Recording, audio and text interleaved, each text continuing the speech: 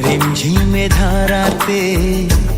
আমি এটা কখনোই ভাবিনি যে ভিডিও আপলোড করে আমিও একদিন আর্নিং করতে পারবো, আমাকেও মানুষজন চিনবে, তার সঙ্গে সঙ্গে আমাকে মানুষজনের সমালোচনার শিকার হতে হবে।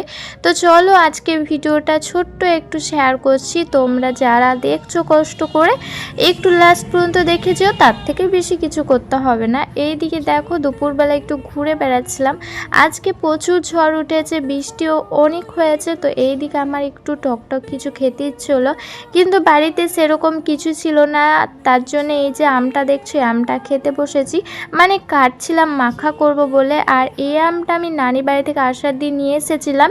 আসলে আমটা সিল পড়া এত মজার কি বলবো। দেন কাটার পরে দেখি হলুদ হয়ে গেছে, মানে একদম পেকে গেছে।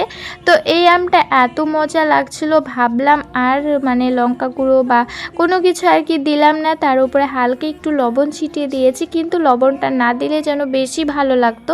এইদিকে আমটা খেয়ে নেবার পর মা করে নিয়েছে আচার, মানে আগেই করেছিল, তো শুকোতে দিয়েছে, ওটা দেখে আমি আর লোভ সামলাতে পারিনি, তাই আচারটা একটু খেয়ে নিচ্ছিলাম। আর এই যে দেখো কত বৃষ্টি নেমেছে, মানে প্রচণ্ড পরিমাণে ঝড় উঠেছে।